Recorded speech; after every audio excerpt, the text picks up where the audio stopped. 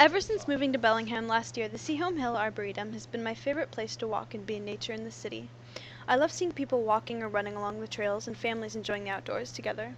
Sadly, some people leave trash in the woods, and this can be damaging to the ecosystem in a variety of ways.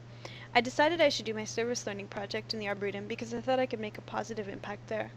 Here's a picture of me with my trash. It was cold but beautiful the day I decided to clean up and take photos and video. It was also really windy, with leaves raining down all around. I love how the Arboretum is always changing throughout the seasons and even depending on the time of day. When I came home, I researched how the trees are changing in preparation for the winter months. Deciduous trees lose their leaves because they are delicate and easily prone to frost damage. Shedding leaves also helps trees conserve energy and water. Before they can enter a state of dormancy for the winter months, deciduous trees employ a process called abscission, in which they reabsorb valuable nutrients from their leaves and store them for later use.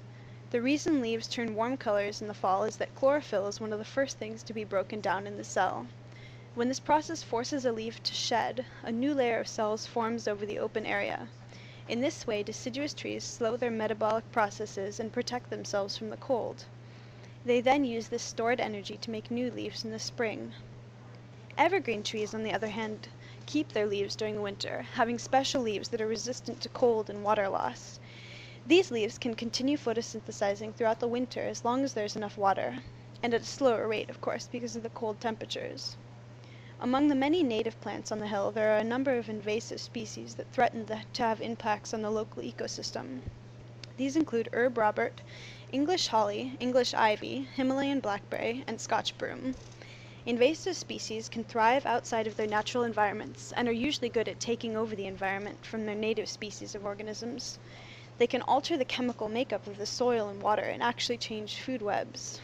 There are groups of people who work to remove invasive species from ecosystems, often in attempts to save threatened native species.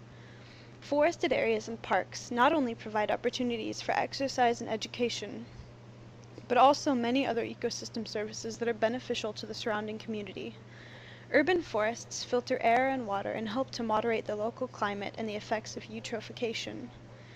These forests are also integral to moderating the urban heat island effect, which is when heat builds up over and around urban areas. We are lucky not to have this problem in beautiful Bellingham Bay, but we must realize how precious our natural spaces are.